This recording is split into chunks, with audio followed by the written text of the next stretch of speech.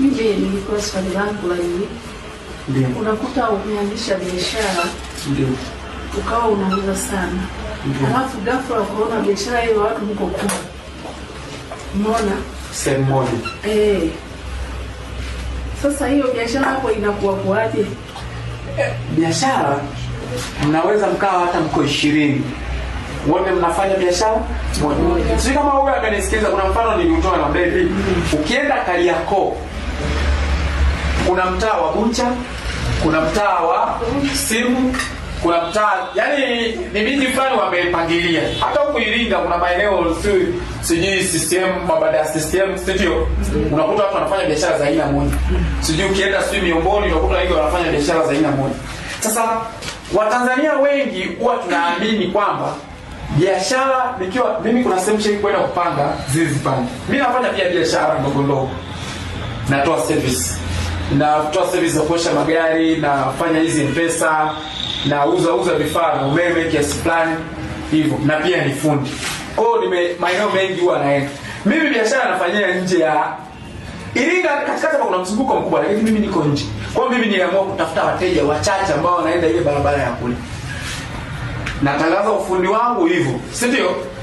Nilikuwa nataka nikwambie kitu kimoja. Kuna sehemu mimi nimeenda kuchukua flame. Na kukuta mtu anafanya biashara pale, yaani yeye sio mwenye nyumba, ila naye ana biashara pale. Ila anamwambia mwenye nyumba kwamba muulize huyo mtu anakuja kuweka biashara gani, ili asije na biashara inayofanana na ninayouza mimi.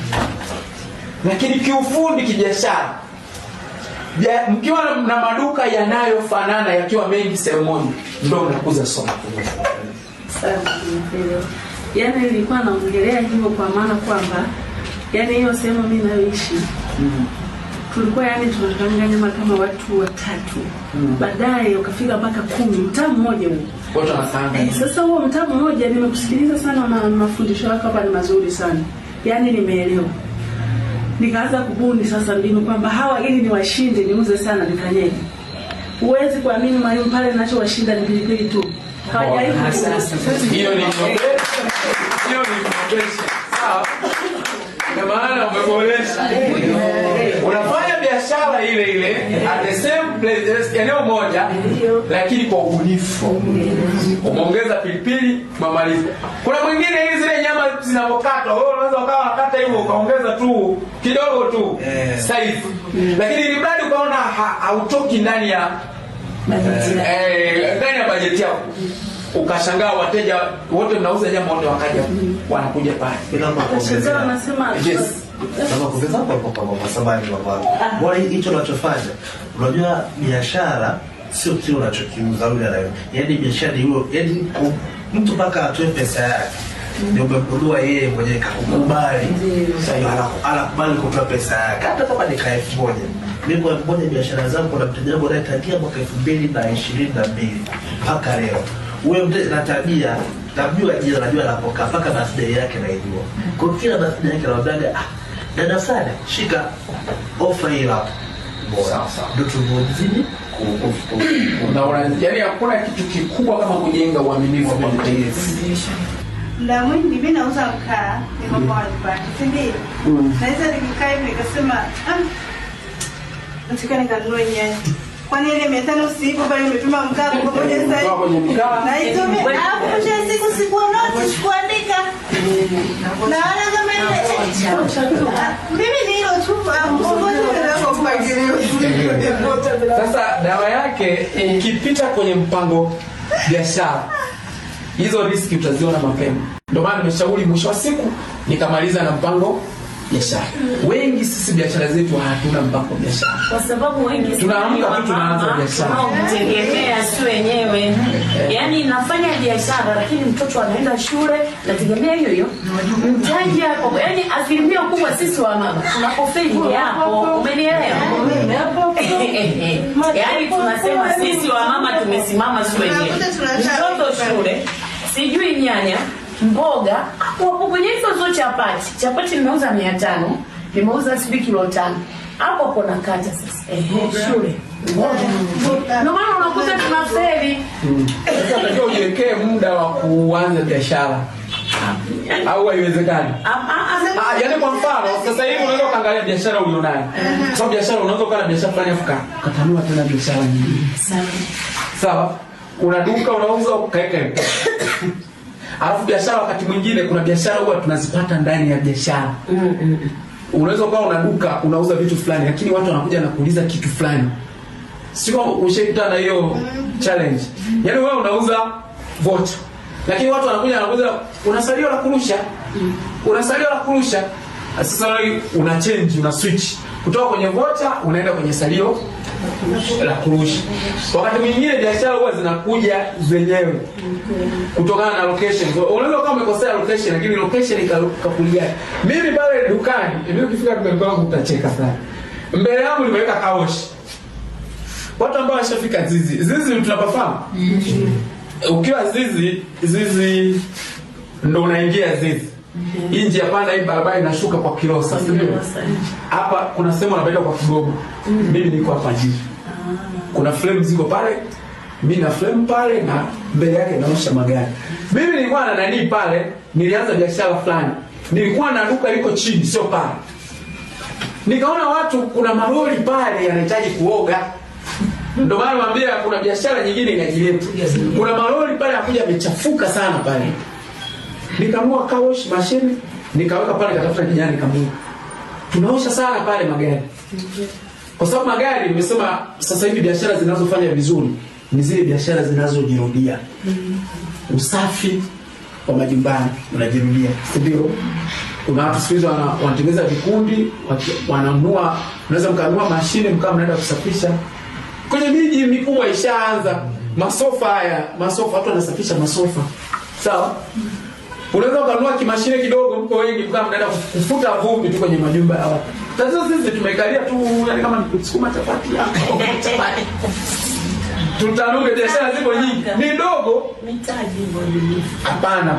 Kuna biashara kwa mfano mashine ya kawa shishinga. Nzuri. Let's say labda milioni 2. Mmejiunga watu kikundi labda watu 10. Mkasema tunaweka mpango kazi wa mwaka mmoja. Tunatafuta kigugu tunakuwa tunadumbukiza ile hela. Ndani ya mwaka mmoja amuinunue. Sinanunulika? Nimetolea mfano hiyo mfano mikubwa lakini kuna biashara ndogo sana yani ndogo sana za mtaji $60,000, $50,000, $50,000. Ukishajitega somewhere utakuta watu tafuta vile vitu ambavyo wanakiuliza. Kuelewa tumeelewa. Ndio. Lakini mimi binafsi nikiangalia kinachotuongeza sana sisi watu mama. Nilikuwa na mitaji mdogo. Mfano, natoa mfano, labda mimi napika cutlery au sambusa.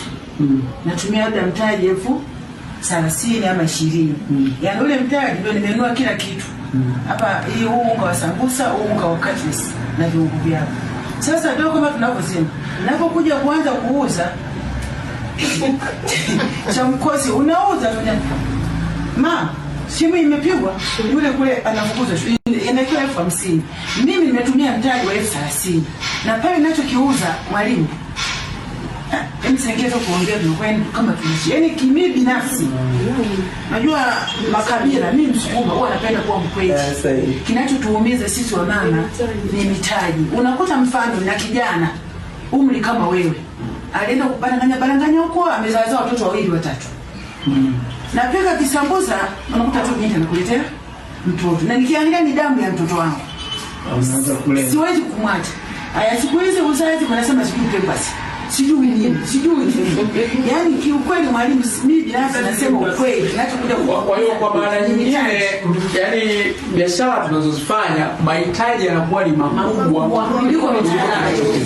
Mimi nauza kuni pale kwa wachango kwenye ile banda. Ndio ninapouzia mimi kuni. Sawa. Na mkaa. Lakini saa nyingine kama tunavyosema unaweza ukapata mkaa vumbi tupu. Wewe umenunua gunia $40,000. Mpaka nimekuja pale. 45. Yaani sasa na mimi nalipa kesho.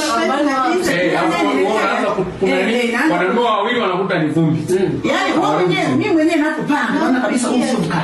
Mwanzo kupambana mle na mawe, mkao kuungua vizuri makuni.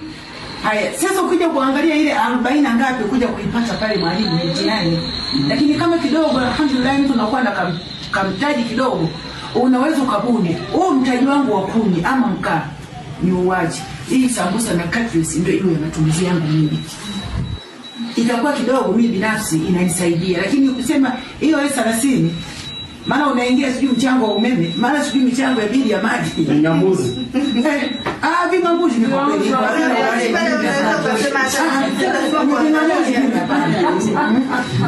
Siwezi. Yaani mimi binafsi kinachokosti kwa ni mtaji. Mtaji ni midogo, hatupati mtaji. Ni midogo, lakini sisi kimsingi tulihitaji kupata elimu. Kupata elimu na hii elimu itatusaidia. Kikubwa tuwe tunajiwekea ile mipango. Yaani tunapotaka kuanza biashara mwaka huu, tusianze mwaka huu, anza mwaka mwingine au miaka miwili, weka target. Baada ya miaka miwili labda nitaanza biashara ya aina fulani. Mtaji, sisi kwenye ujasiriamali huwa tunakataa sana kitu kinaitwa mtaji. Sisi huwa tunaamini mtaji ni ule mpango biashara.